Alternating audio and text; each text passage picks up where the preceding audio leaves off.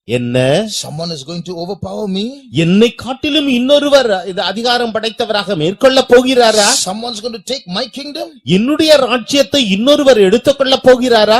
I won't allow that. நான் அதற்கு ஒருபோதும் இடம் தர மாட்டேன். So what did Nebuchadnezzar do? ஆகவே நேபுகாத்நேச்சார் என்ன செய்தார்? After a few days, கொஞ்ச நாட்களுக்கு பிறகு he made a statue.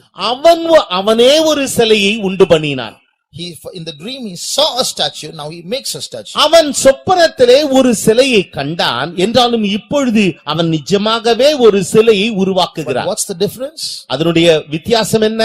In the dream he saw a statue's head was of gold. அவனுடைய சொப்பனத்திலே அவன் கண்டதான சிலையில் அந்த தலை மாத்திரம் பொன்னாக இருந்தது. But in the statue he made, it was full gold. அவன் உருவாக்கின சிலையோ அது முற்றிலும் பொன்னாகவே காணப்பட்டது. What is the message?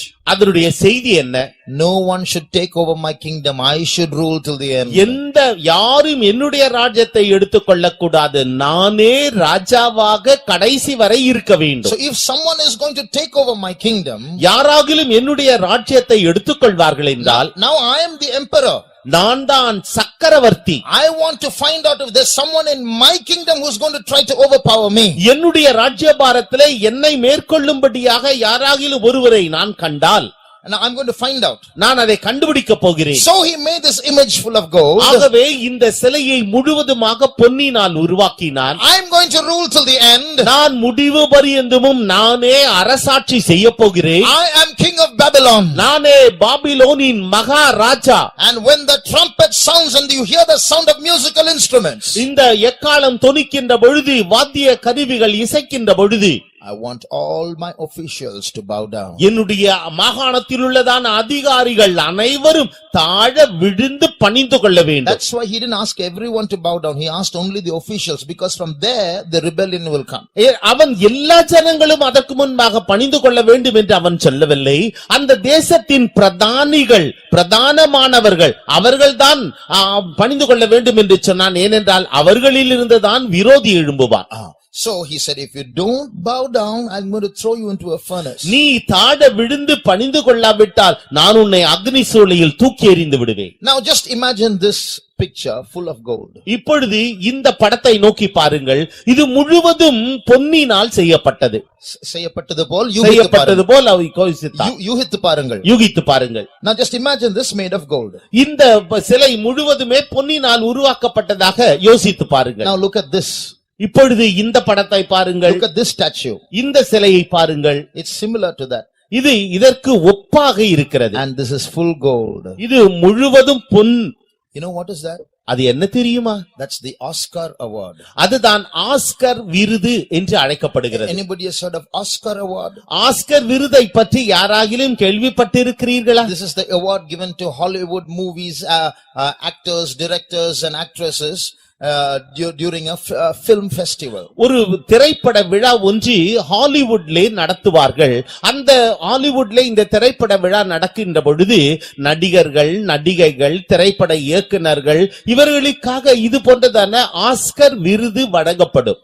Why did they have to make a statue as an award, and a statue just like Nebuchadnezzar saw in his dream? ஏன் Nebuchadnezzar ராஜா தன்னுடைய சொப்பனத்தில் ஒரு சிலையை கண்டானே, அந்த சிலையை போல ஏன் ஒரு பொன்னினாலே ஒரு உருவத்தை அமைத்து, சிலையை அமைத்து அதை ஒரு விருதாக மற்றவர்களுக்கு, நடிகர் நடிகைகளுக்கு தர வேண்டும்? So can you see Babylon coming inside the picture? இப்பொழுது இந்த பாபிலோன் இந்த திரைப்படத்திற்குள்ளாக வருவதை உணர்கிறீர்களா? Can you see Babylon rising up in the last days? கடைசி நாட்களிலே Babylon எழும்புவதை உணர்கிறீர்களா? One actor during one of these festivals said, இந்த திரைப்பட விழாவிலே ஒரு நடிகர் இவ்விதமாக சொன்னார். he looked at the audience who were waiting to see how the actors and actresses are getting their awards. எவ்விதமாக நடிகர்கள், நடிகைகள் இந்த விருதை பெற்றுக்கொள்ள போகிறார்கள் என்று அநேகர் கூடியிருந்த ஆவலோடு எதிர்பார்த்து கொண்டிருக்கிறார்களே, அவரை பார்த்து சொன்னார். He looks at the people and says, bow down before your God Babylon. அவர் அந்த ஜனக்கூட்டத்தை பார்த்து சொல்கிறார், உங்களுடைய தேவனாகிய பாபிலோனுக்கு முன், பாபிலோனே உன் தேவனுக்கு முன்பாக, பாபிலோனே உன் தேவனுக்கு முன்பாக நீ தாழ விழுந்து பணிந்து கொள். Why does he have to say that? ஏன் அவர் இவ்விதமாக சொல்ல வேண்டும்? What does Babylon have to do with this festival? ஏன் இந்த திரைப்பட விழாவிலே இந்த பாபிலோனுக்கு என்ன வேலை? One actress who got this Oscar award, இந்த ஆஸ்கர் விருதை பெற்றுக்கொண்டதான ஒரு ஹாலிவுட் நடிகை, she lifted up that award. அந்த விருதை அவள் அப்படியே இந்த சிலையை தூக்கினாள். And she said over the microphone. அவள் இந்த மைக்கின் உதவியினாலே பேசினாள். Some say thank you to Jesus when they get awards like this. சிலர் விருதை விதமாக பெற்றுக்கொள்ளும் பொழுது இயேசுவே உமக்கு நன்றி என்று சொல்வார்கள். I want to tell you that Jesus has nothing to do with this award. இந்த விருதோடு கூட இயேசுவுக்கு செய்ய ஒன்றுமில்லை. This is my God, she said. இதுதான் என்னுடைய கடவுள் என்று அவள் சொன்னாள். And everybody was laughing and clapping their hands. ஒவ்வொருவரும் தன்னுடைய கரத்தை தட்டி மகிழ்ந்து களிகூர்ந்தார்கள். See what's going on? என்ன நடக்கிறது என்று பாருங்கள். And everybody is watching that and laughing at that. ஒவ்வொருவரும் அதை கண்டு ரசித்து கைகொட்டி சிரிக்கிறார்கள். There's so much more to say about all this. இதை குறித்தெல்லாம் சொல்வதற்கு अनेक காரியங்கள் உண்டு. What I'm trying to say is that Babylon is rising up its head in the last days once again. மறுபடியுமாக இந்த கடைசி நாட்களிலே பாபிலோன் தன்னுடைய தலையை தூக்குகிறது என்று நான் சொல்லுகிறேன். Let's see how Babylon is rising up once again in another angle. இன்னொரு கோணத்திலே இந்த பாபிலோனானது எவ்வாறு அது உயர எழும்புகிறது என்று பாருங்கள். Now if you turn to Revelation chapter 17 and read verse 12. வெளிப்படுத்தின விசேஷம் 17ஆம் அதிகாரம் 12வது வசனத்தை நீங்கள் வாசிப்பீர்கள் என்றால் you will see another interpretation. இன்னொரு மொழிபெயர்ப்பை வியாக்கியானத்தை அங்கு காணுகிறோம். I already told you the Antichrist is represented in the Bible by a beast with 7 heads and 10 horns. 7 தலைகள் 10 கொம்புகளுடைய மிருகமாக இந்த அந்திகிறிஸ்து அவன் ஒப்பனையாக சொல்லப்படுகிறான் என்று நான் ஏற்கனவே சொன்னேன். This red dressed woman that you see in the picture, she's sitting on a beast with those 10 horns. இந்த மிருகத்தின் மீது உட்கார்ந்து கொண்டிருக்கிறதான சிவப்பு வண்ணம் தரித்ததான அந்த உடை தரித்ததான அந்த ஸ்திரீ அவள் 10 கொம்புகள் உள்ளதான அந்த மிருகத்தின் மேல் உட்கார்ந்து கொண்டிருக்கிறாள். What are those 10 horns? அந்த 10 கொம்புகள் என்ன? Read Revelation 17:12. வெளிப்படுத்தின விசேஷம் 17ஆம் அதிகாரம் 12வது வசனம். நீ கண்ட 10 கொம்புகளும் 10 ராஜாக்களாம். இவர்கள் இன்னும் ராஜ்யம் பெறவில்லை. இவர்கள் மிருகத்துடனே கூட 1 மணி நேரம் அளவும் ராஜாக்கள் போல அதிகாரம் பெற்றுக் கொள்ளுகிறார்கள். And the 10 horns which thou sawest are 10 kings, which have received no kingdom as yet, but receive power as kings 1 hour with the beast. So these 10 horns are 10 kings or 10 kingdoms that are going, or 10 nations that are going to be very powerful in the last days. இந்த 10 கொம்புகளும் 10 ராஜாக்களாம் 10 ராஜ்யபாரங்களாம் வெகு சீக்கிரத்திலே இந்த கடைசி நாட்களிலே இவைகள் மிகவும் பிரசித்தி பெற்று காணப்பட போகிறது. They will join together and form a union. அவர்கள் ஒன்று சேர்ந்து ஒரு அமைப்பை ஒரு ஐக்கியத்தை அவர்கள் உருவாக்குவார்கள். Now we have heard of the European Union, how many nations are getting together and forming one union. இப்பொழுது ஐரோப்பிய நாடுகள் ஒன்று சேர்ந்து ஒரு கூட்டு அமைப்பை ஒரு ஐக்கியத்தை உருவாக்கி இருக்கிறது என்று நாம் எல்லோரும் அறிவோம். So with one visa you can go to all those nations. ஒரே ஒரு விசா இருந்தால் போதும் எல்லா நாடுகளுக்கும் அதிலே பயணித்து விடலாம். They all have one currency called the euro. Euro என்கிறதான ஒரே நாணய முறை அங்கு காணப்படுகிறது. Now there are 28 nations that have joined together and formed the European Union. இப்பொழுது 28 நாடுகள் ஒன்று சேர்ந்து ஒரு ஐரோப்பிய ஐக்கியம் என்று ஒன்று உருவாக்கி இருக்கிறது. Of these 28 nations, இந்த 28 ராஜ்யங்களில் 10 are going to be very powerful. அதிலே 10 ராஜ்யங்கள் மிகவும் வலிமை வாய்ந்ததாக காணப்படும். So when the Antichrist comes to power, they will join with him and they will exercise their power. அந்திகிறிஸ்து தன்னுடைய வல்லமைக்கு வரும்பொழுது இவன் அவர்களோடு கூட சேர்ந்து கொண்டு தன்னுடைய அதிகாரத்தையும் வல்லமையும் வெளிப்படுத்துவார். So that European Union in short is called EU.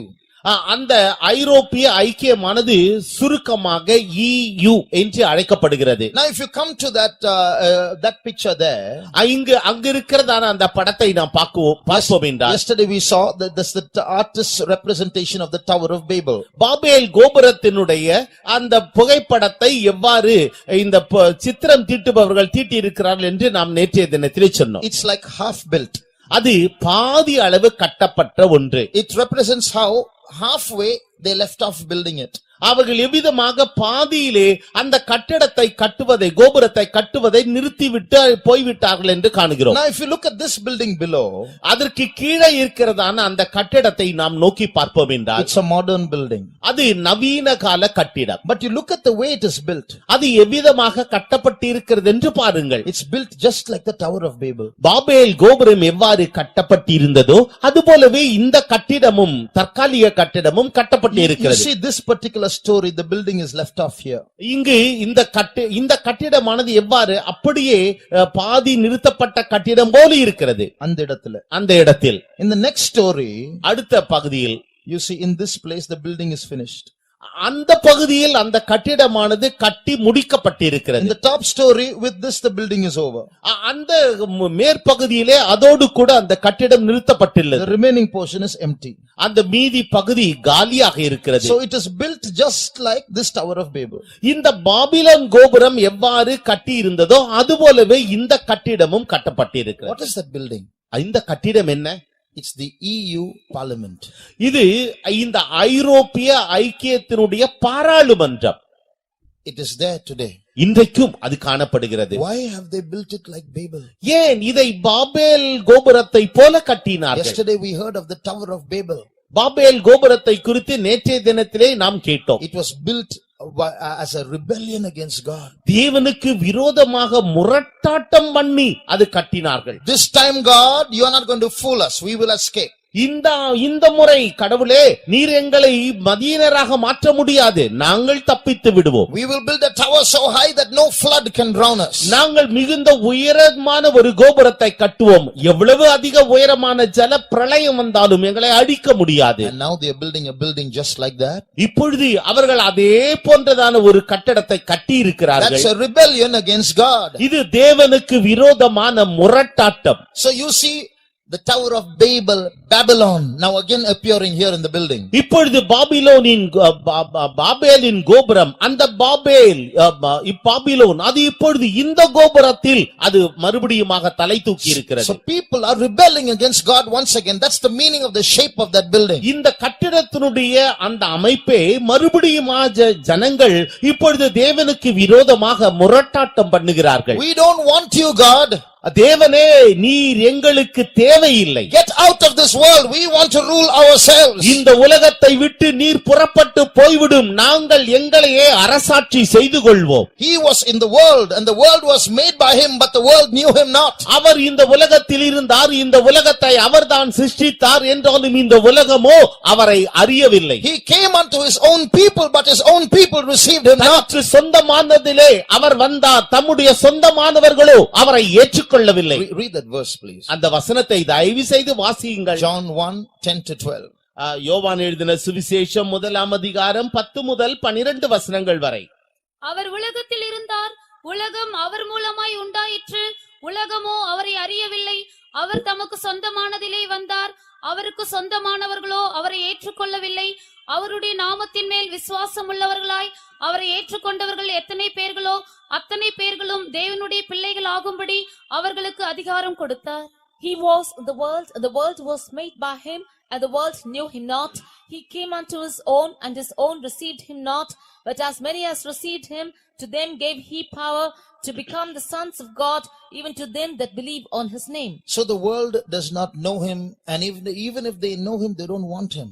உலகமோ அவரை அறியவில்லை, அப்படியே அறிந்தாலும் கூட இந்த ஜனங்களுக்கு அவர் தேவையில்லை. So the most part of the world has become Babylon and they are rejecting Christ. இந்த முழு உலகத்தினுடைய பெரும் பகுதியானது பாபிலோனாக மாறி அவர்கள் தேவனை புறம்பாக்குகிறார்கள். But to those who received him and believe him, அவரை ஏற்றுக்கொண்டு அவரை விசுவாசித்தவர்களோ, they will become Jerusalem, and to them he will give power to become the sons of God. அவர்களை எருசலேமாக மாற்றி அவர்கள் தேவனுடைய புத்திரராக அவர்களுக்கு அதிகாரமும் வல்லமையும் தந்தருளினார். And that is the power that God has given us today. அத்தகைய வல்லமை தான் தேவன் இன்றைக்கு அவர் நமக்கு தந்தருளி இருக்கிறார். We are those sons of God that verse 12 speaks about. 12வது வசனத்திலே சொல்லப்பட்டதான தேவனுடைய புத்திரர் நாம்தான். And we are going to be the final winners. நாமே முடிவிலே ஜெயம் கொண்டவர்களாக காணப்பட போகிறோம். But today I want to show you one more thing. இன்றைக்கு நான் இன்னும் ஒரு காரியத்தை உங்களுக்கு விளங்க பண்ண போகிறேன். I told you a big war is going to come very soon. வெகு சீக்கிரத்திலே ஒரு பெரிய யுத்தம் வரப்போகிறது என்று நான் உங்களிடத்திலே சொன்னேன். In that war the whole world is going to be divided into two parts. அந்த யுத்தத்திலே முழு உலகமும் இரு பெரும் பகுதிகளாக அப்படியே பிரிக்கப்படும். And Jerusalem will be on one side, Babylon will be on another side. எருசலேம் ஒரு பகுதியிலேயும் பாபிலோன் இன்னொரு பகுதியிலேயும் அது காணப்படும். I'm going to take you through one part of that conflict. அந்த போராட்டத்தின் ஒரு பகுதிக்கு நான் உங்களை எடுத்துச் செல்ல போகிறேன். Now when you come, now we were speaking about Babylon till now.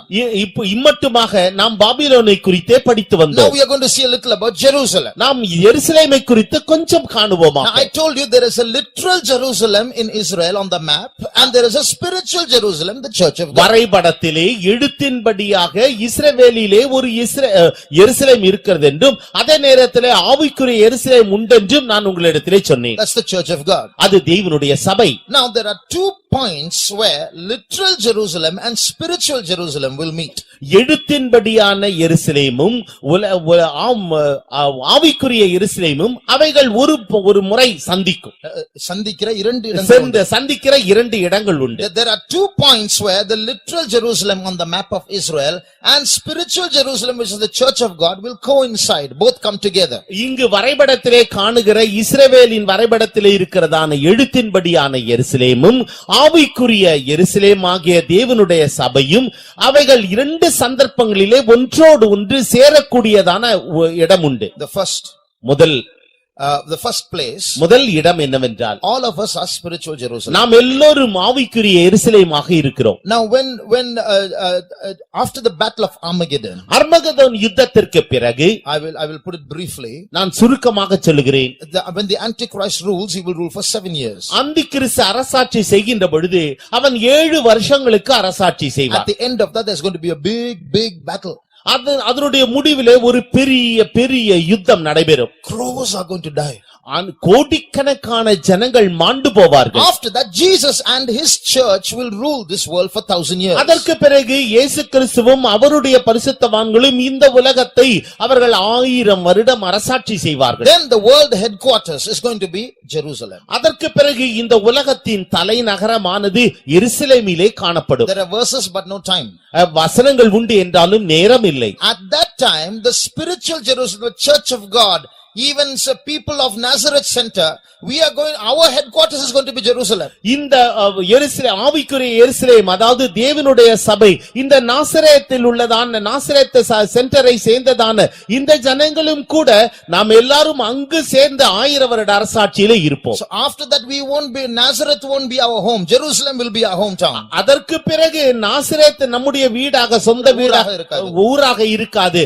எருசலேம் பட்டணம் தான் நம்முடைய சொந்த ஊராக இருக்கும். So the church of God will have its hometown in Jerusalem. ஆகவே தேவனுடைய சபைக்கு தன்னுடைய சொந்த ஊர் எருசலேம். So that's where one place where spiritual Jerusalem and literal Jerusalem coincide. ஆகவே ஆவிக்குரிய எருசலேமும் எழுத்தின்படியான எருசலேமும் அவைகள் அந்த முதல் இடத்திலே அது ஒன்று சேருகிறது. There's another place where spiritual Jerusalem and literal Jerusalem coincide. ஆவிக்குரிய எருசலேமும் எழுத்தின்படியான எருசலேமும் சேருகின்றதான இன்னொரு இடம் உண்டு. In Revelation chapter 7, வெளிப்படுத்தின விசேஷம் 7ஆம் அதிகாரத்தில், after Jesus comes and goes, இயேசு கிறிஸ்து வந்து போன பிறகு, the church, some people who belong to the church, spiritual Jerusalem, are left behind. ஆவிக்குரிய எருசலேமை சேர்ந்ததான சிலர் அவர்கள் கைவிடப்படுவார்கள். And they will die as martyrs. அவர்கள் இரத்த சாட்சிகளாக மரிப்பார்கள். But there are 1,44,000 Jews.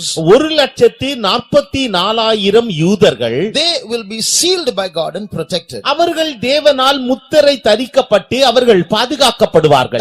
That's an invisible seal. அது கண்ணால் காணக்கூடாததான ஒரு முத்திரை. So 12 tribes, 12,000 each are going to be sealed during the tribulation period. உபத்திரவ காலத்திலே 12 கோத்திரங்களிலிருந்தும் ஒவ்வொரு கோத்திரத்திலும் 12,000 பேர் வீதமாக அவர்கள் முத்திரையிடப்படுவார்கள். In the middle of the tribulation period, they are going to be sealed. இந்த உபத்திரவ காலத்தின் மையப்பகுதியிலே அவர்கள் முத்திரையிடப்படுவார்கள். Why? ஏன்? They are going to be preserved on this earth. அவர்கள் இந்த பூமியிலே பாதுகாக்கப்பட வேண்டும். They are going to be the citizens of the 1000-year reign. அவர்கள் 1000 வருட அரசாட்சியிலே அவர்கள் குடிமக்களாக காணப்பட வேண்டும். காணப்பட போகிறார்கள். So they are going to marry, and Jewish seed will increase once again on earth. அவர்கள் விவாகம் செய்து அந்த யூத குடிமக்களுடைய அந்த ஜனத்தொகையானது மறுபடியுமாக அதிகம் பெருகப் போகிறது. Now keep this in mind. இதை நீங்கள் மனதிலே இருத்திக் கொள்ளுங்கள். They are Jews, they are Israelis, 1,44,000. அவர்கள் இந்த 1,44,000 பேர் என்பது அவர்கள் யூதர்கள், இஸ்ரவேலர். But they are not ordinary Jews. அவர்கள் சாதாரண யூதர்கள் அல்ல. Read 7:3. Revelation 7:3. வெளிப்படுத்தின விசேஷம் 7ஆம் அதிகாரம் 3வது வசனத்தை படியுங்கள். நாம் நமது தேவனுடைய ஊழியக்காரரின் நெற்றிகளில் முத்திரை போட்டு தீருமளவும் பூமியையும் சமுத்திரத்தையும் மரங்களையும் சேதப்படுத்தாதிருங்கள் என்று மகா சத்தமிட்டு கூப்பிட்டான். saying, hurt not the earth, neither the sea nor the trees, till we have sealed the servants of our God in their foreheads. So they are 144,000 Jews, but they are called servants of God. 144,000 யூதர்கள், அவர்கள் தேவனுடைய ஊழியக்காரர் என்று In அழைக்கப்படுகிறார்கள். the New Testament period, a person can be is a servant of God only if he receives the Holy Spirit. புதிய ஏற்பாட்டு காலத்தில் ஒருவன் தேவனுடைய ஊழியக்காரராக மாற வேண்டும் என்றால் அவர் நிச்சயமாக பரிசுத்த ஆவியின் அபிஷேகத்தை பெற்றிருக்க So வேண்டும். he not full-time servants of God, but in some way they have been serving God. அவர்கள் முழு நேர தேவனுடைய ஊழியக்காரராக இல்லாமல் அவர்கள் ஏதோ ஒரு பகுதி நேரத்திலே கர்த்தருக்கு ஊழியம் செய்பவர்கள். So these are not ordinary Jews, they are Pentecostal Jews. இவர்கள் சாதாரண யூதர்கள் அல்ல, இவர்கள் பெந்தெகோஸ்தே யூதர்கள். Now you see how Jerusalem, spiritual Jerusalem and literal Jerusalem are once again combined in these 144,000. எவ்விதமாக ஆவிக்குரிய எருசலேமும் எழுத்தின்படியான எருசலேமும் இந்த 144,000 பேர் விஷயத்திலே அவைகள் ஒன்று சேருகிறது என்று பாருங்கள். So Pentecostal means spiritual Jerusalem, Jews means literal Jerusalem. பெந்தெகோஸ்தே என்று சொல்லுகின்ற பொழுது அது ஆவிக்குரிய எருசலேம், யூதர்கள் என்று சொல்லும் பொழுது அவர்கள் எழுத்தின்படியான எருசலேம். So here in this 144,000 both are combined. இந்த 144,000 பேர் விஷயத்திலே இரண்டும் ஒன்று சேருகிறது. But they are left behind. என்றாலும் அவர்கள் கைவிடப்பட்டார்கள். Now there is a lot to say but no time, so I'm making it as short as possible. நான் அதை குறித்து விளக்கமாக சொல்ல காரியங்கள் உண்டு, என்றாலும் அதை சுருக்கமாக சொல்லுகிறேன். Now I'm going to show you how God protects these Jews. எவ்விதமாக இந்த யூதர்களை தேவன் பாதுகாத்தார் என்று பாருங்கள். Now during the second half of the tribulation period, உபத்திரவ காலத்தின் அதாவது இரண்டாம் பிற்பகுதியில் there's going to be a big tribulation for the Jews. யூதர்களுக்கு ஒரு பெரிய உபத்திரவம் உண்டாகும். That means those who are in Israel. இதாவது இஸ்ரவேலிலே இருக்கிறதான அந்த யூதர்கள். What is going to happen? என்ன சம்பவிக்கும்? The Antichrist is going to, in the middle of the tribulation 7 years, in the middle of the 7 years, he is going to march towards Jerusalem. இந்த 7 வருட உபத்திரவ காலத்தின் மைய பகுதியில் இந்த அந்தி கிறிஸ்து அவன் எருசலேமை நோக்கி அவன் செல்லுவான். And he will go and he will plant an image of himself in the temple in Jerusalem. எருசலேமில் உள்ளதான தேவாலயத்தில் தன்னுடைய சொரூபத்தையே எடுத்து அங்கே அவன் நிலைநிறுத்துவான். Now one thing, Jews don't like idols. ஒரு காரியம் என்னவென்றால் யூதர்களுக்கு விக்கிரகமே பிடிக்காது. They will never go after idols. அவர்கள் ஒருபோதும் விக்கிரகத்தின் பின்னால் செல்ல மாட்டார்கள். There was a time in ancient history when they went after images, but now in these past centuries there's no image in Israel. பழங்கால வரலாற்றை நோக்கி பார்த்தால் அவர்கள் அந்த காலகட்டத்திலே இந்த இஸ்ரவேலர்கள் விக்கிரகங்களின் பின்னாலே சென்றதான காலம் உண்டு, என்றாலும் இப்பொழுதோ அவர்கள் எந்த விக்கிரகத்தின் பின்னாலேயும் செல்ல மாட்டார்கள். So they will never stand or tolerate an image being put in their temple. ஆகவே தங்களுடைய தேவாலயத்திலே எந்த சுரூபமும் வைக்கப்பட்டதை அவர்கள் ஒருபோதும் சகித்துக் கொள்ள மாட்டார்கள். But now why does the Antichrist do that? ஏன் அந்தி கிறிஸ்து இவ்விதமாக அதை செய்கிறார்? The image that he puts there in that holy in the temple is not an ordinary image. அவன் தேவாலயத்திலே வைத்ததான அந்த சொரூபமானது ஒரு சாதாரண சொரூபம் அல்ல. It's an image but it speaks. அது ஒரு சொரூபம் தான், என்றாலும் அது பேசுகிறது. It's there in Revelation chapter 13. வெளிப்படுத்தின விசேஷம் 13ஆம் அதிகாரம் and read verse 15. 15வது வசனத்தை வாசியுங்கள். மேலும் அம்மிருகத்தின் சொரூபம் பேசத்தக்கதாகவும் மிருகத்தின் சொரூபத்தை வணங்காத யாவரையும் கொலை செய்யத்தக்கதாகவும் மிருகத்தின் சொரூபத்திற்கு ஆவியை கொடுக்கும்படி அதற்கு சத்துவம் கொடுக்கப்பட்டது. Since there's no time, we'll read only in Tamil hereafter. இனிமேல் தமிழிலே மாத்திரம் படிப்போம், ஏனென்றால் நேரம் இல்லாத காரணத்தினால். So here you see an image that is talking. இப்பொழுது ஒரு சொரூபமானது பேசுகிறது. And this image is his own, the Antichrist's image. இந்த சொரூபம் இந்த அந்தி கிறிஸ்துவினுடைய சொரூபம் தானே. Although the Jews don't like worshipping images, still because this is a magic image, a powerful image, a talking image, he thinks, I'll put it there and they see talking, they will worship. இந்த யூதர்களுக்கு இந்த சொரூபத்தை கண்டாலே பிடிக்காது, அதை வணங்க மாட்டார்கள். என்றாலும் கூட இவன் வேண்டுமென்றே அந்த தேவாலயத்தில் பரிசுத்த இடத்திலே இவன் தன்னுடைய சொரூபத்தை கொண்டு வைக்கிறான். அந்த சொரூபமானது ஒரு மந்திர சக்தியினால் நிரப்பப்பட்டது. அது பேசக்கூடிய வல்லமை படைத்தது. ஆகவே இந்த பேசக்கூடிய வல்லமை படைத்த இந்த சொரூபத்தை இந்த யூதர்கள் வணங்குவார்கள் என்று அவன் நினைக்கின்றான். And he does that. அவன் அதை செய்தான். But it backfires. என்றாலும் அதுவோ பின் விளைவை ஏற்படுத்தினது. So what happens is the Jews object to this and resist it. ஆகவே இப்பொழுது யூதர்கள் அதற்கு எதிர்ப்பு தெரிவித்து போராடினார்கள். Now what is the verse that we read just now? இப்பொழுது நாம் வாசித்ததான வேத பகுதி என்ன சொல்லுகிறது? Whoever does not worship the image should be killed. அந்த மிருகத்தின் சொரூபத்தை வணங்காதவர்கள் கொல்லப்பட வேண்டும். Now because the Jews say no, we are not going to worship. நாங்கள் இந்த மிருகத்தை வணங்க மாட்டோம். That started the tribulation for the Jews. அங்குதானே இந்த யூதர்களுக்கு உபத்திரவம் ஆரம்பிக்கிறது. Now at this time, அந்த நேரத்தில் the Jews will flee from different places. அப்பொழுது இந்த யூதர்கள் வித்தியாசமான இடங்களுக்கு ஓடி போவார்கள். Jesus 2000 years ago, speaking of this moment when the war is going to start between Antichrist and the Jews, 2000 ஆண்டுகளுக்கு முன்பாக இயேசு கிறிஸ்து இதைத்தான் அவர் பேசினார். இந்த யுத்தமானது ஆரம்பிக்கின்ற போது read Matthew chapter 24. மத்தேயு எழுதின சுவிசேஷம் 24ஆம் அதிகாரம். Read 15 and 16. 15 16 வசனங்கள். மேலும் பாழாக்குகிற அருவருப்பை குறித்து தானியேல் தீர்க்கதரிசி சொல்லி இருக்கிறானே, வாசிக்கிறவன் சிந்திக்க கடவன். நீங்கள் அதை பரிசுத்த ஸ்தலத்தில் நிற்க காணும்போது யூதேயாவில் இருக்கிறவர்கள் மலைகளுக்கு ஓடி போக கடவர்கள். So here we see Jesus is saying, when you see that image being placed in the temple, which Daniel spoke about, no time to go there, but Daniel spoke about it. Jesus tells the Jews, and he's telling, run from that place. இப்பொழுது கர்த்தராகிய இயேசு கிறிஸ்து சொல்லுகிறார், பாழாக்குகிற அந்த அருவருப்பானது பரிசுத்த ஸ்தலத்தில் நிற்க காணும் பொழுது நீங்கள் மலைகளுக்கு ஓடி போங்கள், அங்கே நில்லாதிருங்கள் என்று இயேசுவே சொல்லுகிறார். And there he says, whoso readeth, let him understand. இதை வாசிக்கிறவன் சிந்திக்க கடவன் என்று அவர் சொல்லுகிறார். What is the meaning? அதனுடைய அர்த்தம் என்ன? There are some Jews there who are saved Jews, who are Christian Jews, who are Pentecostal Jews. ரட்சிக்கப்பட்ட யூதர்கள் உண்டு, அபிஷேகத்தை பெற்றுக்கொண்ட யூதர்கள் உண்டு, பெந்தெகோஸ்தே யூதர்கள் உண்டு. Jesus is telling them a secret. அப்பொழுது அவர்களிடத்திலே இயேசு கிறிஸ்து ஒரு ரகசியத்தை சொல்லுகிறார். Oh Christian Jews, other Jews won't read Matthew, Mark, Luke and John, but you will read. When you read, understand. When that time comes in your day, run. கிறிஸ்தவ யூதர்களே, நீங்கள் இந்த வேதத்தை மத்தேயு, மார்க்கு, லூக்கா, யோவானை நீங்கள் படிப்பீர்கள், மற்ற யூதர்களோ படிக்க மாட்டார்கள். என்றாலும் இதை காணும் பொழுது நீங்கள் அப்படியே ஓடி போய் விடுங்கள். So run to the mountains. நீங்கள் மலைக்கு ஓடி போங்கள். Now we are going to see something about those mountains. அந்த மலைகளை குறித்து நாம் சிலவற்றை காணப்போகிறோம். These mountains cannot be in Israel because in all Israel there's going to be a big torment and torture.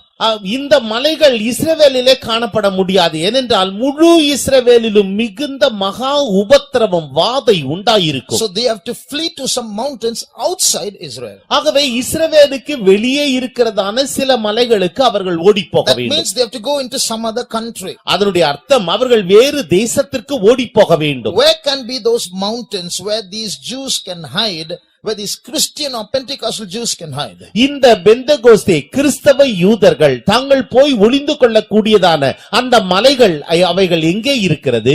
Now if you look at the map of Israel, இஸ்ரவேலின் வரைபடத்தை நாம் நோக்கி பார்ப்போம் என்றால், if you look at the map behind you, உங்களுக்கு பின்னணியிலே காணப்படுகிற இந்த படத்தை, வரைபடத்தை பார்ப்பீர்கள் என்றால், this is Israel. அதுதான் இஸ்ரவேல். And here you see a small country, yellow, called Jordan. இங்கு மஞ்சள் நிறத்திலே காணப்படுகிறதான யோர்தான் என்கிறதான ஒரு தேசம். It's Israel's immediate neighbor. அதுதான் இஸ்ரவேல் தேசத்தினுடைய பக்கத்தில் இருக்கிற அயல் நாடு. If you look at the ancient map of Israel, இஸ்ரவேலின் வரைபடத்தை, பழங்கால வரைபடத்தை நீங்கள் பார்ப்பீர்கள் என்றால், the Edomites, ஏதோமியர், the Ammonites, அம்மோரியர், Ammonians, அம்மோனியர், and the Moabites, மோவாபியர் they were in that area. அவர்கள் தான் இந்த ஸ்தலத்திலே இருந்தார்கள். Now when the Antichrist comes, அந்தி கிறிஸ்து வருகின்ற போது, for one particular reason which I have no time to tell now, ஒரு குறிக்கப்பட்ட ஒரு காரணம் உண்டு, அதை இப்பொழுது சொல்வதற்கு நேரமில்லை. he will not control that region. அந்த குறிக்கப்பட்ட பகுதியை அவனுடைய அரசாட்சிக்குள் கொண்டு வர முடியாது. Read Daniel chapter 11 and read verse 41. தானியேல் 11ஆம் அதிகாரம் 41வது வசனத்தை வாசியுங்கள். அவன் சிங்காரமான தேசத்திலும் வருவான், அப்பொழுது அநேக தேசங்கள் கவிழ்க்கப்படும். ஆனாலும் ஏதோமும் மோவாபும் அம்மோன் புத்திரரில் பிரதானமானவர்களும் அவன் கைக்கு தப்பி போவார்கள். So here you see, this area of Jordan will escape from the hands of the Antichrist, is what this verse prophesies. இந்த வசனம் தீர்க்கதரிசனம் உரைப்பது என்னவென்றால், இந்த ஜோர்தான் என்கிறதான அந்த பகுதியானது அவனுடைய கைக்கு தப்பி போகும். So in that Jordan there is a group of mountains. அந்த ஜோர்தானிலே ஒரு மலை கூட்டங்கள் உண்டு. In that group of mountains is called Petra. அந்த மலை கூட்டங்களுக்கு பெயர்தான் பெட்ரா என்பது. It is in that area called Busaira in Jordan. Busaira. ஜோர்தானிலே புசைரா என்கிறதான அந்த பிரதேசத்திலே இந்த மலை கூட்டங்கள் காணப்படுகிறது. That's the modern name for the ancient capital of Edom called Basra. ஏதோமினுடைய பழைய தலைநகரம் பாஸ்ரா என்று அழைக்கப்பட்டது. That is Busaira today. அது இன்றைக்கு புசைரா என்று அழைக்கப்படுகிறது. In that region there is a group of mountains called Petra. அந்த இடத்திலே தான் பெட்ரா என்று சொல்லப்படுகிற மலைக்கூட்டங்கள் காணப்படுகிறது. In those mountains there are ready made homes already, houses embedded into rocks, hundreds of houses. அந்த மலைக்கூட்டங்களின் நடுவிலே அநேக வீடுகள் அப்படியே குடைந்தெடுக்கப்பட்டு அது ஆயத்தமாக்கப்பட்ட நிலையிலே வைக்கப்பட்டிருக்கிறது. So these 1,44,000 Jews are going to be preserved there. இந்த 1,44,000 யூதர்கள் அவர்கள் அங்கு போய் பாதுகாப்பாக இருப்பார்கள். How it is going to happen, I will show you. அது எவ்விதமாக நடைபெற போகிறது என்பதை நான் உங்களுக்கு காண்பிக்கிறேன். Now if you turn to Micah chapter 2, மீகா 2ஆம் அதிகாரம் and read verse 12. 12வது வசனம். Remember the name Basra. Basra என்கிறதான அந்த பெயரை நீங்கள் நினைவில் வைத்துக் கொள்ளுங்கள். யாக்கோபின் ஜனங்களே, உங்கள் எல்லாரையும் நான் நிச்சயமாய் கூட்டுவேன். இஸ்ரவேலின் மீதியானவர்களை நிச்சயமாய் சேர்ப்பேன். So you see, what's going to happen is Antichrist is going to kill many. அந்திகிறிஸ்து அநேகரை கொன்று போடுவார். As they run, they are going to be killed. அவர்கள் ஓடி போகின்ற பொழுதே கொல்லப்படுவார்கள். But some will escape. என்றாலும் சிலரோ அவர்கள் தப்பித்துக் கொள்வார்கள். They are called the remnant here. அவர்கள் தான் இஸ்ரவேலில் மீதியானவர்கள் என்று சொல்லப்பட்டிருக்கிறது. Now read on. போஸ்ராவின் ஆடுகளைப் போல் அவர்களை ஏக கூட்டமாக்குவேன். தன் தொழுவத்துக்குள்ளே சேர்ந்த மந்தைக்கு சமானமாய் ஜனத்திரளினாலே இரைச்சல் உண்டாகும். So what is written here? இங்கு என்ன எழுதப்பட்டிருக்கிறது? I am going to gather them like the sheep of Basra. போஸ்ராவின் ஆட்டுக்குட்ட மந்தையை போல நான் அவர்களை சமமாக்குவேன். So here is a clue. God is going to gather this remnant of Israel in a place called Basra. இஸ்ரவேலின் மீதியானவர்களை தேவன் போஸ்ராவிலே அவர் பாதுகாப்பார் என்கிறதான ஒரு அமைப்பு நமக்கு கிடைக்கிறது. It is written there as the flock in the midst of their fold. அவர்கள் தன் தொழுவத்திற்குள்ளே சேர்ந்த மந்தைக்குள். தொழுவம், that word fold there is again in the root word Basra. இந்த தொழுவம் என்கிறதான அந்த இடத்திற்கு அந்த மூல பாஷையிலே போஸ்ரா என்று சொல்லப்பட்டிருக்கிறது. So the verse reads like this: I will put them together as the sheep of Basra, as the flock in the midst of Basra. மீதியானவர்களை ஆடுகளைப் போல அவர்களை ஏக கூட்டமாக்குவேன். அவர்கள் போஸ்ராவுக்குள் சேர்ந்த மந்தைக்கு சமமாய் ஜனத்திரளினாலே இரைச்சல் உண்டாகும். So that is what is written there. இதுதான் இங்கு எழுதப்பட்டிருக்கிறது. So God is going to gather them. தேவன் தாமே அவர்களை கூட்டி சேர்ப்பார். Now what is going to happen? என்ன சம்பவிக்கும்? When the Antichrist places that idol in the temple. தேவாலயத்திலே சொரூபத்தை இந்த அந்திகிறிஸ்து அவன் நிலை நிறுத்துகின்ற போது everybody does not know they should run. எல்லோருக்கும் தாங்கள் ஓடி போக வேண்டும் என்று தெரியாது. Nobody knows the danger. யாருக்குமே ஆபத்து வரப்போகிறது என்று தெரியாது. Only those who read the writings of Jesus will know that the signal is already given in the Bible to run. இயேசு கிறிஸ்துவை அறிந்தவர்கள் தொழுது கொள்பவர்கள் மாத்திரமே ஏற்கனவே சமிச்சையானது வேதத்திலே எழுதப்பட்டிருக்கிறது என்பதை அவர்கள் நன்றாக அறிவார்கள். Come back to Matthew 24. மத்தேயு எழுதின சுவிசேஷம் 24வது அதிகாரத்திற்கு நாம் வருகின்ற போது, Let him that is in Judea flee to the mountains. யூதேயாவில் இருக்கிறவர்கள் மலைக்கு ஓடி போக கடவர்கள். Now the distance between Jerusalem and Basra எருசலேமுக்கும் போஸ்ராவுக்கும் இருக்கிறதான அந்த இடைவெளி is about 100 miles or 160 kilometers. 100 mile இல்லாவிட்டால் 160 kilometre. So when the Jews get the signal to run, they have to run 160 kilometers. இந்த யூதர்களுக்கு தாங்கள் ஓட வேண்டும் என்கிறதான சமிக்ஞை கிடைத்த உடனே அவர்கள் 160 கிலோமீட்டர் ஓட வேண்டும். Some will go in bikes, some will go in cars. Some will have to leave their cars and run. சிலர் மிதிவண்டிகளிலே செல்லுவார்கள், சிலர் கார்களிலே செல்லுவார்கள், சிலர் தங்களுடைய கார்களையும் கூட விட்டு அப்படியே ஓடி போவார்கள். Antichrist and his army will chase them in planes and drop bombs on their cars, so they have to run into the jungles and take other routes to Basra. அந்திகிறிஸ்து விமானங்களின் மூலமாக குண்டுகளை பொழிந்தருளுவான், அவர்களை அழிக்கும்படியாக அவன் முயற்சிப்பான். அப்பொழுது தாங்கள் செல்லுகிறதான வாகனங்களை விட்டு காடுகளினூடாக உட்புகுந்து அந்த போஸ்ராவுக்கு அவர்கள் செல்ல வேண்டும். At that time Jesus says, அந்த நேரத்திலே இயேசு சொல்லுகிறார், read 17. 17வது வசனம், வீட்டின் மேல் இருக்கிறவன் தன் வீட்டிலே எதையாகிலும் எடுப்பதற்கு இறங்காதிருக்க கடவன். God is next verse also. வயலில் இருக்கிறவன் தன் வஸ்திரங்களை எடுப்பதற்கு திரும்பாதிருக்க கடவன். God is here focusing on the hurry in which they have to run. அவர்கள் எவ்விதமாக வேகமாக ஓட வேண்டும், அவசரப்பட்டு ஓட வேண்டும் என்பதை குறித்து இயேசு இங்கு தெளிவாக சொல்லுகிறார். Don't waste your time even to go back and take clothes from where you are run. நீ உன்னுடைய வஸ்திரத்தை எடுக்கும்படியாக வீட்டிற்கு கூட ஓட வேண்டாம், நீ அப்படியே இருந்த இடத்திலிருந்தே ஓடிப்போ. Now read verse 19. 19வது வசனத்தை வாசியுங்கள். அந்நாட்களிலே கர்ப்பவதிகளுக்கும் பால் கொடுக்கிறவர்களுக்கும் ஐயோ. Why? ஏன்? Because those who are pregnant and those who are small babies can't run fast. கர்ப்பவதியாய் இருப்பவர்கள், சிறு குழந்தையாய் இருப்பவர்கள் அவர்களால் வேகமாக ஓட முடியாது. So they'll get trapped easily by the Antichrist, can easily catch them. ஆகவே அந்திகிறிஸ்துவினால் எளிதாக பிடிக்கப்படுவார்கள், சுலபமாக இவர்களை பிடித்து விடுவான். His soldiers will catch them. அவருடைய போர் வீரர்கள் எளிதாக இவர்களை பிடித்து விடுவார்கள். They will be tortured, their babies will be killed and the mothers will be killed also. அவர்கள் மகா உபத்திரவப்படுத்தப்பட்டு இந்த கர்ப்பிணிகள் கொல்லப்படுவார்கள், அவருடைய பிள்ளைகளும் கொல்லப்படும். In the Old Testament there are verses for that but no time to read. பழைய ஏற்பாட்டு காலத்திலே இதற்கு ஒத்த வசனங்கள் உண்டு என்றாலும் இதை இப்பொழுது எடுத்து வாசிப்பதற்கு நேரமில்லை. Read verse 20. 20வது வசனத்தை வாசியுங்கள். நீங்கள் ஓடி போவது மாரி காலத்திலாவது ஓய்வு நாளிலாவது சம்பவியாதபடிக்கு வேண்டிக் கொள்ளுங்கள். Why? ஏன்? Because during winter season, not during rainy season, it's difficult to run. மழை காலத்தில் ஓடி போவது என்பது மிகுந்த கடினமான காரியம். Why Sabbath day? ஏன் ஓய்வு நாள்?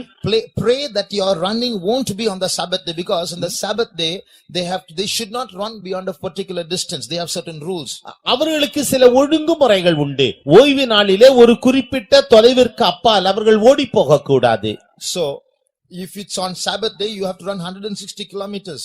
So pray that it will be on a weekday. ஓய்வு நாளிலே 160 கிலோமீட்டர் நீங்கள் ஓடக்கூடாது. ஆகவே இந்த குறிக்கப்பட்ட நாளானது ஓய்வு நாளில் வரக்கூடாது என்று வேண்டிக் கொள்ளுங்கள். So what's going to happen? More than lakhs and lakhs of Jews are going to start running. லட்சக்கணக்கான யூதர்கள் அவர்கள் ஓட ஆரம்பிப்பார்கள். Of them many will be killed. அவர்களில் அநேகர் கொல்லப்படுவார்கள். As they are running, Antichrist armies, the soldiers will intercept them, planes will drop bombs on them. அவர்கள் இவ்வாறு ஓடுகின்ற பொழுது இந்த அந்திகிறிஸ்துவினுடைய படை வீரர்கள் இவர்களை தடுப்பார்கள், இவரோடு போராடுவார்கள். அதே நேரத்தில் அவருடைய விமானமும் இவர்கள் மீது குண்டு பொழியும். So lakhs will die. லட்சக்கணக்கானவர்கள் செத்து போவார்கள். They will be dragged out of their cars and shot dead. அவர்களை இழுத்து அவர்களை கார்களோடு சேர்த்து அடித்து அவர்களை கொல்லுவார்கள். But 144,000 will escape. என்றாலும் 144,000 பேர் அவர்கள் ஓடி போய் விடுவார்கள். And they will go safely and reach Basra. அவர்கள் மிகுந்த பத்திரமாக இந்த போஸ்ராவிலே போய் அடக்கலமாவார்கள். What will happen? என்ன நடக்கும்? As the Antichrist army is chasing these 144,000 Jews, இந்த 144,000 யூதர்களை இந்த அந்திகிறிஸ்துவினுடைய சேனையானது பின்தொடர்கின்ற போது, some soldiers of Jordan, they will try to block the 144,000 Jews.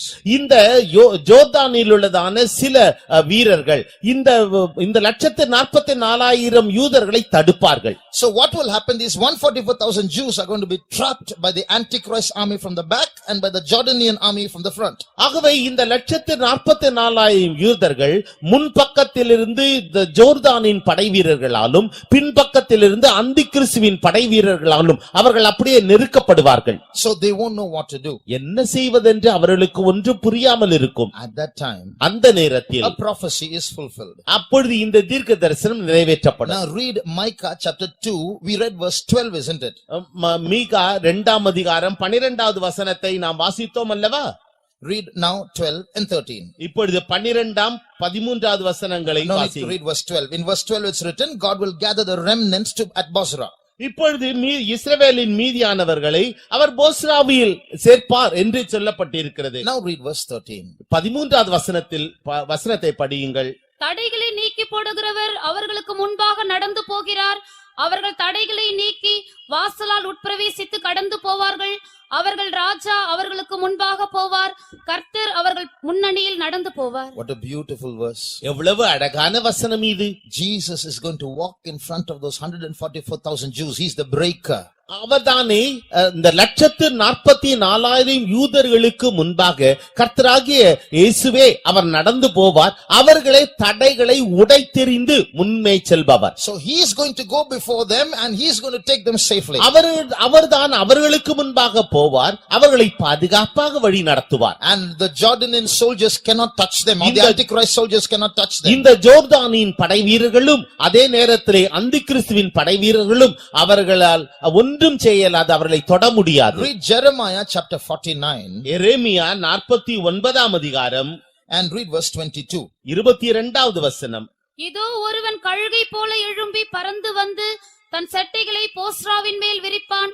அந்நாளிலே ஏதோமுடைய பராக்கிரமசாலிகளின் இருதயம் பிரசவ வேதனைப்படுகிற ஸ்திரீயின் இருதயம் போல இருக்கும் என்கிறார். So what's written here? இங்கு என்ன எழுதப்பட்டிருக்கிறது? God is going to spread his wings over Bozrah, and all those men of Edom who think they are soldiers who can do a favor for the Antichrist, their hearts will become like a woman with pangs. இப்பொழுது தேவனாகிய கர்த்தர் தாமே தம்முடைய பலத்த சட்டைகளை இந்த போஸ்ராவின் மீது அவர் விரிப்பார்.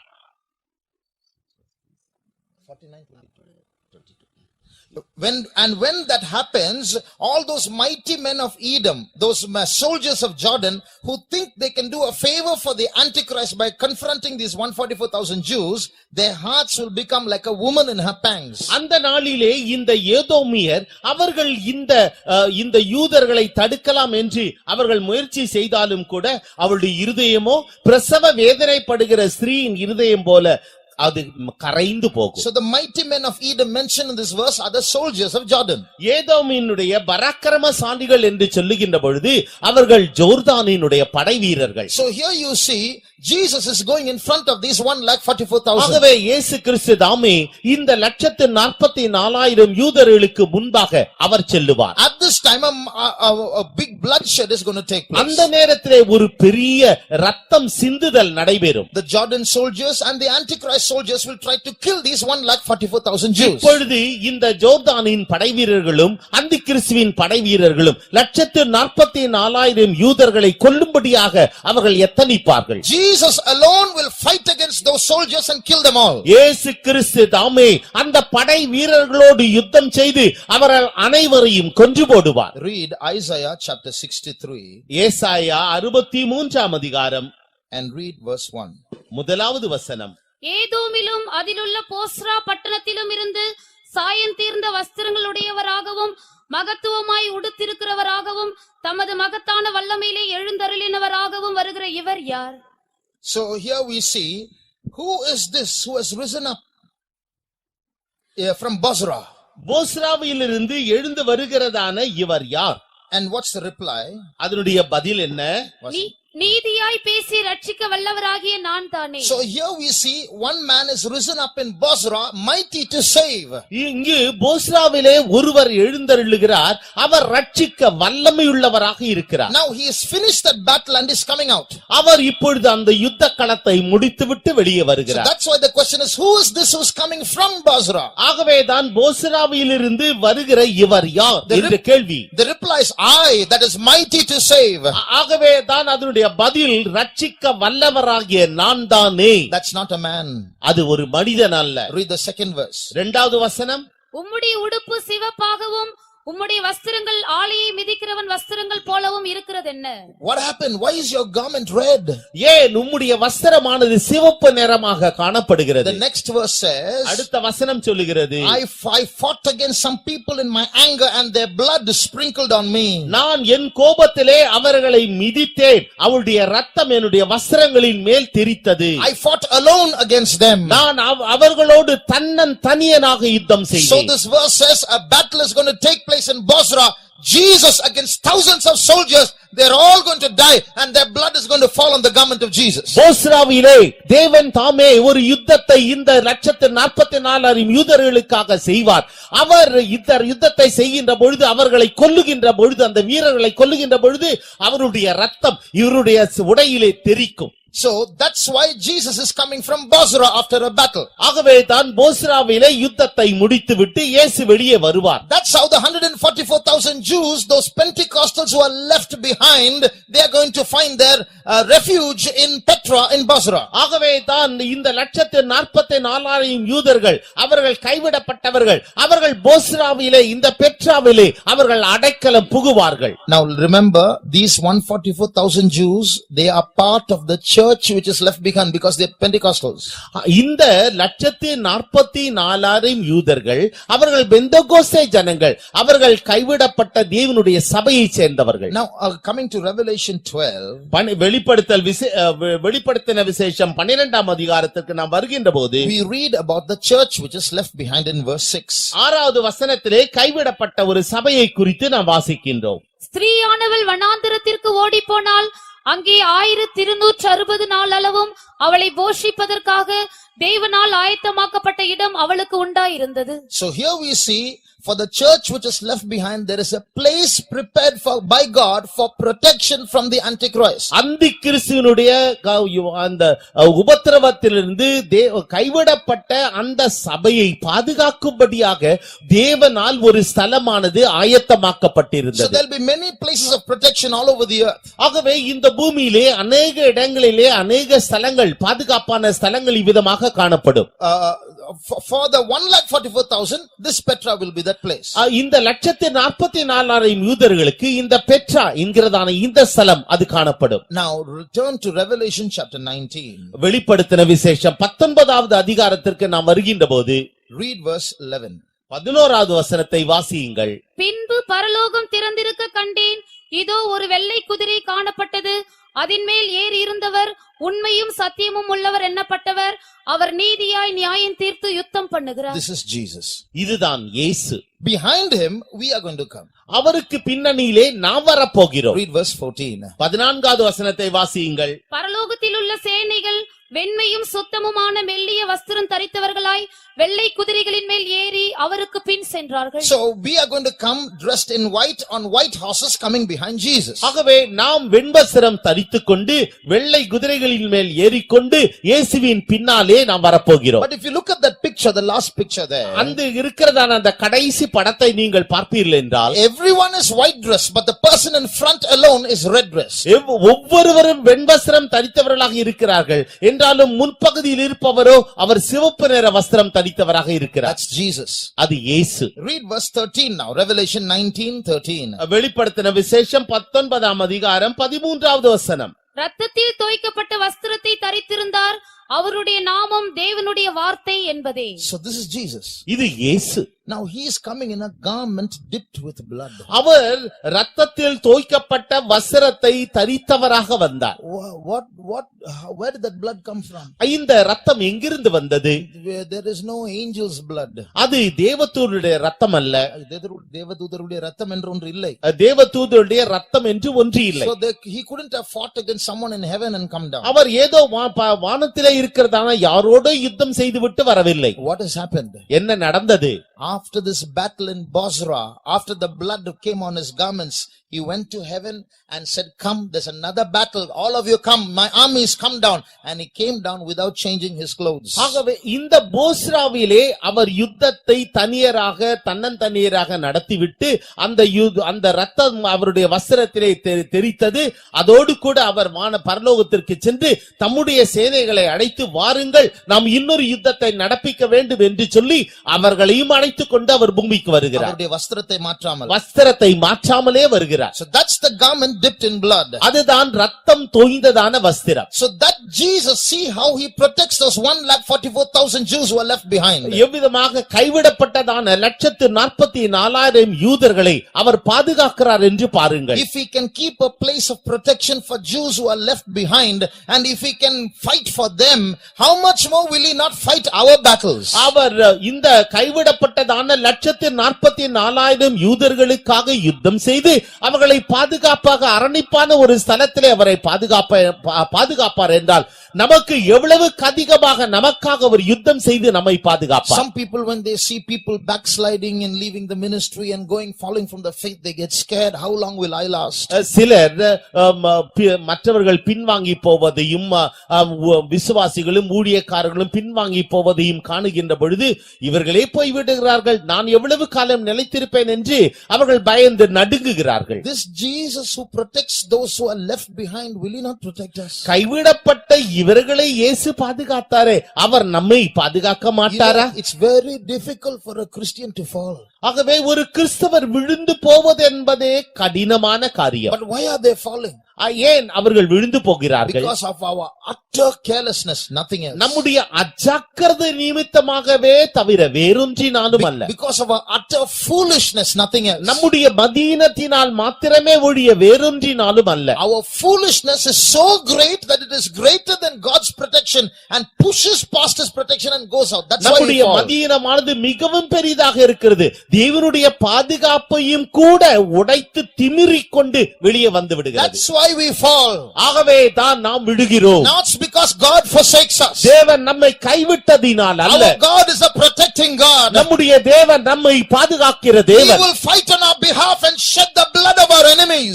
நமக்கு பதிலாக அவரே யுத்தம் செய்து நம்முடைய சத்துருக்களின் இரத்தங்களை சிந்துபடி செய்வார். Shall we close our eyes? நாம் நம்முடைய கண்களை மூடுவோமாக. Christians, listen to me carefully. கிறிஸ்தவர்களே என்னை கவனமாக கேளுங்கள். Wars are going to increase against you. உங்களுக்கு விரோதமாக யுத்தங்கள் பெருகும். The world is going to rise up against you. இந்த உலகமானது உங்களுக்கு விரோதமாக எழும்பும். Babylon is going to rise up against Jerusalem. எருசலேமுக்கு விரோதமாக பாபிலோன் எழும்பும். Some of your blood is going to be shed. உங்களில் சிலருடைய இரத்தங்கள் சிந்தப்படும். But you don't have to be afraid. என்றாலும் நீங்களோ அதை குறித்து பயப்பட வேண்டாம். Till the time of our death comes, not one hair on our head will fall without our Father's permission. நம்முடைய மரண பரியந்தமும் நம்முடைய பிதாவினுடைய அனுமதியின்றி நம்முடைய தலையில் இருக்கிற ஒரு முடியாகிலும் கீழே விழுவதில்லை. God has determined a day when you and I should die in this world. இந்த உலகத்திலே நீங்களும் நானும் என்றைக்கு மரிக்க வேண்டும் என்று நம்முடைய பிதாவினாலே முற்குறிக்கப்பட்டிருக்கிறது. Till then no demon can touch us. அது வரைக்கும் எந்த பிசாசும் நம்மை தொட முடியாது. No human enemy can touch us. எந்த மனித சத்துருவும் நம்மை தொட முடியாது. But there is one weak point. என்றாலும் ஒரு பலவீனமான ஸ்தலம் உண்டு. There is so much of carelessness and foolishness in our life. நம்முடைய ஜீவியத்திலே அநேக அஜாக்கிரதையான காரியங்களும் மதீனமான காரியங்களும் நமக்குள்ளே உண்டு. That's why we fall. ஆகவே தான் நாம் விழுகிறோம். When I speak these words, I see so much of foolishness in my life. நான் இந்த வசனங்களை பேசுகின்ற பொழுது எனக்குள்ளே अनेक மதியீனங்களை காணுகிறேன். I see so much of carelessness in my life. என்னுடைய ஜீவியத்தில் अनेक அஜாக்கிரதையான தன்மைகளை காணுகிறேன். How many can say, yes, I have a lot of foolishness and carelessness in me? ஆம், எனக்குள்ளேயும் अनेक அஜாக்கிரதைகள் अनेक மதியீனங்கள் உண்டு என்று உங்களில் எத்தனை பேர் Put சொல்லுகிறீர்கள்? up your right hands. உங்களுடைய வலது கரத்தை உயர்த்துங்கள். Honestly say, there's a lot of foolishness in me, a lot of carelessness in me. உண்மையிலே நீங்கள் ஒப்புக்கொள்ளுங்கள், எனக்குள்ளே अनेक மதியீனங்களும் अनेक அஜாக்கிரதைகளும் உண்டு. Because we are honest in admitting our weakness. நம்முடைய பலவீனங்களை ஒப்புக்கொள்வதிலே நாம் உண்மையுள்ளவர்களாக இருக்கின்றபடியினால் 1 minute shall we pray. ஒரு நிமிட நேரத்துக்கு நாம் ஜெபிப்போம். Jesus, help give me that wisdom for the last days. இயேசுவே, இந்த கடைசி நாட்களிலே எனக்கு ஞானத்தை தந்து உதவி செய்யும். Give me that carefulness for the last days. இந்த கடைசி நாட்களிலே ஒரு ஜாக்கிரதையான தன்மை எனக்குள்ளே தாரும். 1 minute shall we close our eyes and ஒரு pray. நிமிட நேரத்துக்கு நம்முடைய கண்களை மூடி நாம் ஜெபிப்போம். When God wakes us up in the night and says pray, we won't pray. இரவு நேரங்களிலே தேவன் நம்மை எழுப்பி ஜெபிக்க சொல்லுகின்ற பொழுது நாம் ஜெபிக்க மாட்டோம். When God wants us in a dream, we are careless, we don't pray.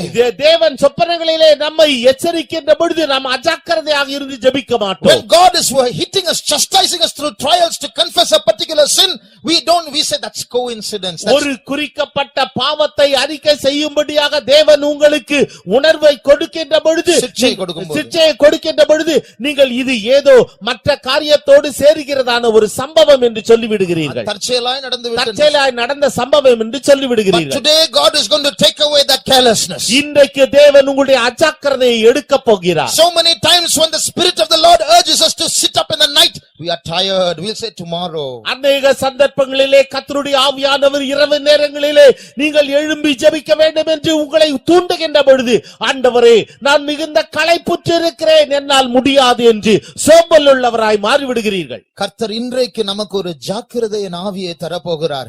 நமக்குள் இருக்கிற அந்த மதிகேட்டை கர்த்தர் மாற்றி கர்த்தர் ஒரு ஞானத்தின் ஆவியை நமக்கு தரப்போகிறார். நம்முடைய கண்களை மூடுவோம். நம்முடைய பலவீனங்களில் அந்த பெந்தேகோஸ்தே யூதர்களை பாதுகாத்ததான அந்த இயேசு, அவர் மற்றவர்களை கொன்று போட்டு இவர்களை பாதுகாத்தாரு. அந்த போஸ்ரா என்கிறதான பட்டணத்திற்குள் பத்திரமாய் போய் சேரும்படியாக அவர்களை முத்திரையிட்டாரு. ஒருவரும் அந்த 1,44,000 பேரில் ஒரு நபரும் கெட்டு போகாதபடிக்கு, ஒரு நபரும் மாண்டு போகாதபடிக்கு கர்த்தர் அத்தனை ஆயிரக்கணக்கான லட்சக்கணக்கானதான போர் வீரர்களுடைய கையிலிருந்து கர்த்தர் அவர்களை பாதுகாத்தே அதே இயேசு தான் நம்முடைய இயேசு. நம் அஜாக்கிரதை உள்ளவர்களாய் இருந்தாலும், நம் பலவீனம் உள்ளவர்களாய் இருந்தாலும், நம்முடைய பலவீனங்களை ஒத்துக்கொள்ளும் போது, அதை அறிக்கையிடும் போது கர்த்தர் அதை மாற்ற வல்லமுள்ளவராய் இருக்கிறார். ஒரு நிமிடம் நாம் எல்லாரும் சேர்ந்து ஜெபிப்போம். கர்த்தாவே, எங்களுடைய பலவீனங்களை மாற்றும். கர்த்தரை நோக்கி கூப்பிடுவோமா?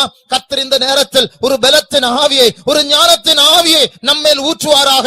அதற்கு நாம் தாழ்த்தி ஒரு நிமிடம் கர்த்தரிடத்தில் அந்த கத்த தருகிறதான பாதுகாப்பை ஊடுருவி செல்லக்கூடிய அந்த மதிகேட்டை, நமக்குள் அந்த விழுந்து போகக்கூடிய அந்த தன்மைகளை கர்த்தர் மாற்றி தேவனால் உண்டாகும் ஜாக்கிரதை, தேவனால் உண்டாகும் ஞானத்தை பெற்றுக்கொள்ள முடியாக நாம் எல்லாரும் ஒரு நிமிடம் போராடி ஜெபம் பண்ணுவோம். ஆண்டவரே, எங்களை தாழ்த்துகிறோம். ஆண்டவரே, எங்களிடத்தில் பலன் இல்லை. ஆண்டவரே, இந்த ஊழியத்தை செய்யவோ, இந்த யுத்தத்தில் ஜெயிக்கவோ தனிப்பட்ட விதத்தில் எங்களுக்கு பலன் இல்லை. ஆனால் இரட்சகரே, நாங்கள் உம்மை நம்பி வந்திருக்கிறோம். போஸ்ராவில் ஆண்டவரே வெற்றியை தரப்போகிறவரே, நாங்கள் உம்மை நம்பி வந்திருக்கிறோம். அர்மகதோன் யுத்தத்தில் சேனையின் தலைவரே, நாங்கள் உம்மை நம்பி வந்திருக்கிறோம். சாத்தானின் தலையை மிதித்தவரே, நாங்கள் உம்மை நம்பி வந்திருக்கிறோம். எங்களை ரட்சிக்க வல்லமுள்ளவரே, நாங்கள் உம்மை நம்பி வந்திருக்கிறோம். ஆண்டவரே, இந்த சேனை நீர் ஆயத்தமாக்க வேண்டும். ஆண்டவரே, நீர் எங்களை பலப்படுத்த வேண்டும். ஆண்டவரே, ஓரியா ஷபங்கரமானியா துடாரியா பசம் துடா. கர்த்தர் இந்த நேரத்தில் ஒரு அபிஷேகத்தை நமக்கு தரப்போகிறார். ஒரு கூட்டமும் அபிஷேகம் இல்லாமல் முடிவடையாது. ஏனென்றால் இது தேவன் நடத்துகிற கூட்டம். அவருடைய வார்த்தை, அவருடைய வல்லமையை கொண்டவர் முத்திரை செய்கிற தேவன்.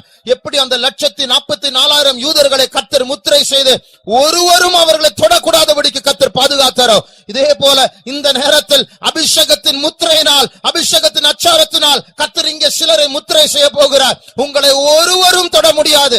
ஆனால் இந்த நேரத்தில் கர்த்தர் நமக்கு தரப்போகிற அந்த ஜாக்கிரதையின் ஆவியை, அந்த ஞானத்தின் ஆவியை கருத்தாய் பெற்றுக் கொள்வோமாக. ஆவியானவர் அசைவாடுகிற நேரம், விதவிதமாக அபிஷேகங்கள் கிரியை செய்கிறதான நேரம், இதை கருத்தாய் பெற்றுக் கொள்வோமாக. அஜாக்கிரதையாக உட்கார வேண்டாம், விழிப்போமாக, விழித்திருப்போமாக. இந்த நேரத்தில் ஆவியானவர் அசைவாடும் போது இது ஒரு குறிப்பிட்ட நோக்கத்தோடு ஆண்டவர் அபிஷேகத்தை தருகிறார். அதை பெற்றுக் கொள்வோமாக. Oria samakalamania rasamtuna kalamania rabasabalia today. Appa riabau shabakaramaka shabakalamania today. Riabau shabalabania today. Thank you Jesus. We praise you Lord. ஆண்டவரே கிருபை தாரும் ஆண்டவரே உம்முடைய வல்லமையை தாரும் ஆண்டவரே உம்முடைய ஞானத்தை தாரும் ஓமானா ஷபானியா today. Thank you Lord. We thank you Jesus. We praise you. We praise you Jesus. We praise you Lord. We praise you Jesus.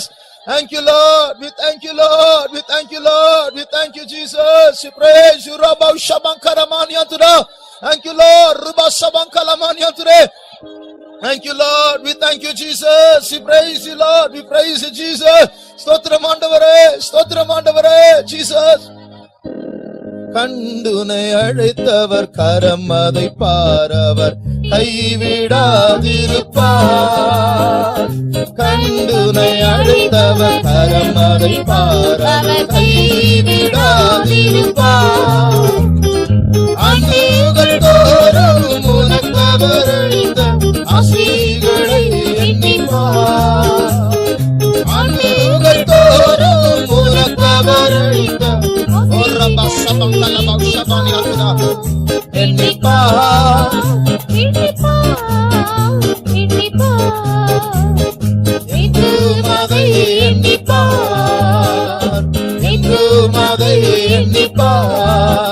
காப்பார் உன்னை காப்பார் காத்தவர் காப்பார் கலங்காதே மனமே காத்திடுவார். ஒரு நிமிடம், இங்கே சிலர் இன்னும் அபிஷேகத்தை பெற்றுக்கொள்ளாமல் இருக்கிறீர்கள். கர்த்தர் சொல்லுகிறார், கர்த்தர் அசைவாடுகிற நேரத்துல ஏதோ பொதுவாக சும்மா நிரம்புவதற்காக நாங்கள் உங்களை உற்சாகப்படுத்துவதற்காகவோ ஒரு கூட்டம் முடியும் போது அபிஷேகத்தினால் எல்லாரையும் நிரப்பி அதுக்கப்புறம் முடிக்க வேண்டும் என்பதற்காக அல்ல.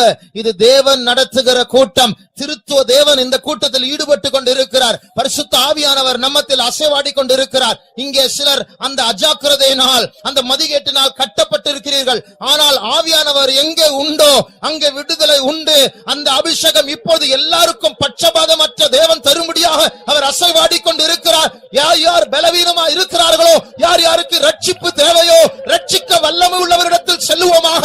நம்முடைய இயேசு நமக்கு முன்பாக சென்று கொண்டிருக்கிறார். அந்த அஜாக்கிரதையை மாற்றி, அந்த ஞானக்கேடை மாற்றி ஞானமுள்ளவராய் நடக்கும்படியாக எந்த தந்திரத்தோடு எந்த சத்துரு வந்தாலும் அவனை தப்பி அவனை ஜெயிக்கத்தக்கதாக இந்த நேரத்தில் கர்த்தர் ஒரு அபிஷேகத்தை தருகிறார். பெற்றுக்கொள்ளுங்கள். கண்டுனை அழைத்தவர் கரம் அதை பாராதிருப்பார். கண்டுனை அழைத்தவர் கரம் அதை பாராதிருப்பார். கைவிடாதிருப்பார். அணுகள் தோறும் உனக்கவர் அளித்த ஆசீர்களை எண்ணிப்பார். அணுகள் தோறும் உனக்கவர் அளித்த ஆசீர்களை எண்ணிப்பார். எண்ணிப்பார், எண்ணிப்பார், என்றும் அதை எண்ணிப்பார். என்றும் அதை எண்ணிப்பார். கண்டுனை அழைத்தவர் கரமாதை பார். ஆண்டவருடைய கரத்தை பாருங்கள். அவர் ரட்சிக்க வல்லமுள்ளவர்.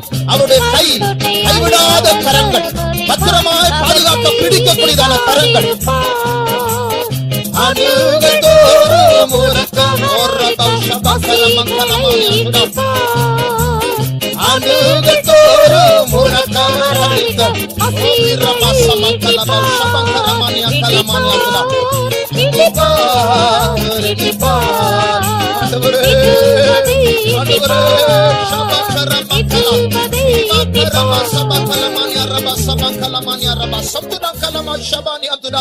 Thank you Jesus. We praise you Lord. We praise you Lord. today. தேவனுடைய பிள்ளையே, எத்தனையோ ஆண்டு காலமாக உன்னை அவர் பிடித்துக் கொண்டுதான் இருந்தாரே, இதுவரைக்கும் கைவிட்டாரா? ஏன் பயப்பட வேண்டும்? நான் இந்த ஊழியத்துக்கு வரும்போது எனக்கு ஒரு பெரிய பயம் இருந்தது. கடைசி வரைக்கும் நிற்பேனா? அந்த பயம் இருந்ததான நாட்களில் ஒரு பெரிய பாஸ்டர் அவருடைய பிரசங்கத்தில் அவர் இந்த வார்த்தையை சொன்னார். நான் 24 வயதில் நான் ஊழியத்துக்கு வந்தேன். நான் ஒவ்வொரு நாளும் நான் நிற்பேனா என்று பயந்து பயந்து நான் வாழ்ந்தேன். ஆனால் கர்த்தர் இதுவரைக்கும் என்னை பாதுகாத்தார். அவர் அந்த சாட்சியை சொல்லும் போது பிரியமானவர்களே, அந்த பாஸ்டருக்கு 86 வயது, 62 ஆண்டு காலமாக கர்த்தர் அவரை பாதுகாத்தார். அந்த சாட்சி என்னை தைரியப்படுத்தினது. கர்த்தர் நம்மையும் பாதுகாக்க அவர் வல்லமுள்ள தேவனாய் இருக்கிறார்.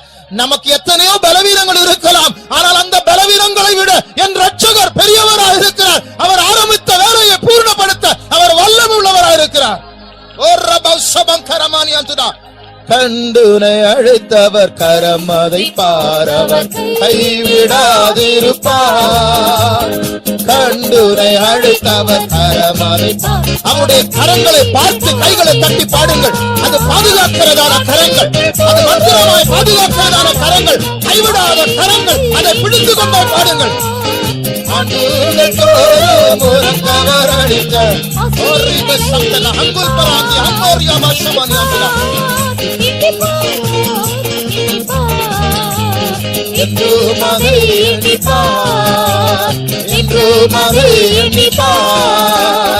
கண்டுனை அழைத்தவர் கரமதை பார்,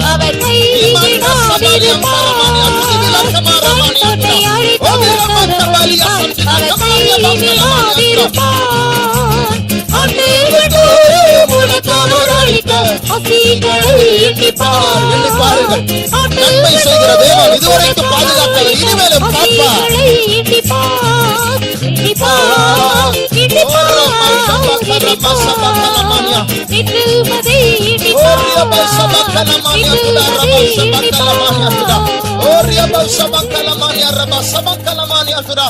Thank you, Jesus. We praise you, Lord. Oh, today. Thank you, Lord. We thank you, Jesus. We praise you. Thank you, Lord. We praise you. Today. Thank you, Lord. We thank you, Jesus. We praise you. We praise you. நாம் அவரை பிடிக்கிறதான அந்த பிடியினுடைய வல்லமை சில நேரத்தில் குறைந்து விடும். அது அதைரியம் சோர்வு வரும்போது அந்த பிடியை நாம் விட்டு விடுவோம், விழுந்து விடுவோம். ஆனால் அப்படி அல்ல, அவர் நம்மை பிடித்திருக்கிறார், அவர் நம்மை தேடி வந்திருக்கிறார். அவருடைய பிடி எந்த காலத்திலும் அது நீங்காது, அந்த வல்லமை மாறாது. அவர் என்றைக்கு நம்மை பிடித்தாரோ அதுவரைக்கும் இதுவரைக்கும் நம்மை பிடித்து அதிலிருந்து இதுவரைக்கும் நம்மை பாதுகாத்த அந்த கரம் நம்மை ஒரு காலமும் விடாது.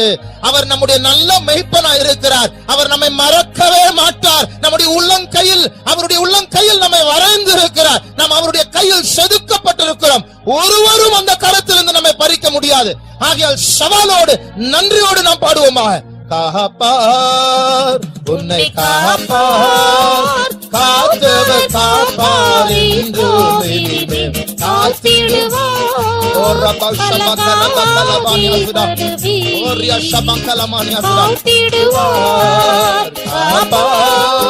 உன்னை காப்பார், காத்தவர் காப்பார், என்றும் இனிமேல் காத்திடுவார். கலங்காதே மனமே, காத்திடுவார், காப்பார்,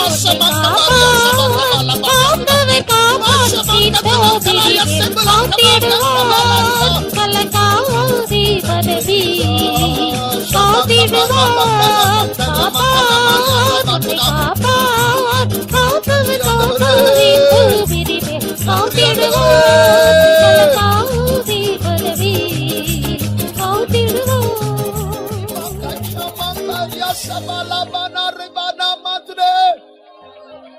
Yes, banayam roho samanaya koria bala samania today. Jesus, we praise you, Lord. We praise, we praise. Thank you, Lord. We thank you, Jesus. We praise, we praise, we praise you. Thank you, Lord. We thank you. ஒரு முறை இப்படி ஒரு பிரசங்கத்தை செய்யும் போது ஒரு சகோதரன் நல்ல எண்ணத்தோடு தான் சொன்னார். அவர் சொன்ன காரியம் என்னவென்றால், பிரதர், நீங்க இப்படி எல்லாம் பிரசங்கம் பண்ண உங்களுக்கு பயங்கரமான போராட்டம் வரும் அப்படின்னு சொன்னார். அது பயப்படுத்தக்கூடிய ஒரு வார்த்தையா இருந்தது.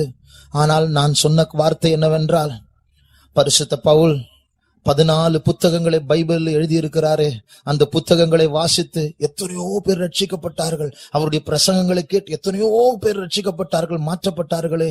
அவருக்கு விரோதமா சாத்தான் எழும்பினானே, அவரை விழுங்கும்படியா முயற்சி செய்தானே, அவருடைய முடிவில் அவர் என்ன சொன்னார்? அவருக்கும் பயங்கரமான போராட்டங்கள் வந்தது. ஆனால் அவர் என்ன சொன்னார்? என் விசுவாசத்தை காத்து கொண்டேன், என் ஓட்டத்தை முடித்தேன், எனக்கு ஜீவ கிரீடம், நீதியின் கிரீடம் வைக்கப்பட்டிருக்கிறது.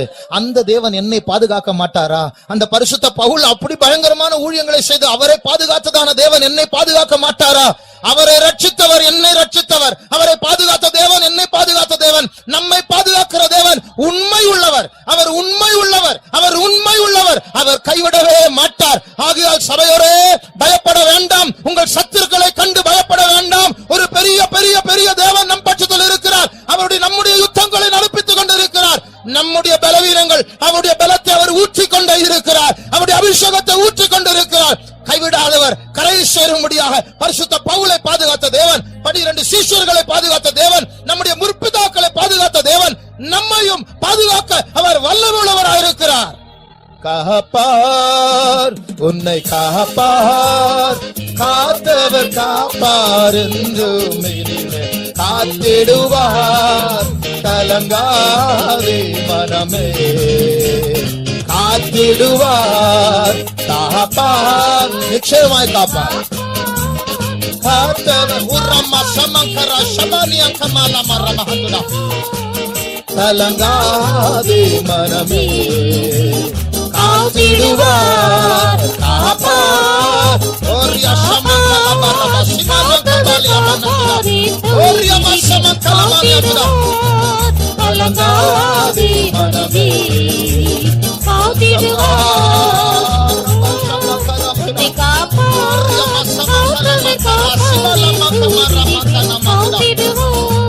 கலங்காதே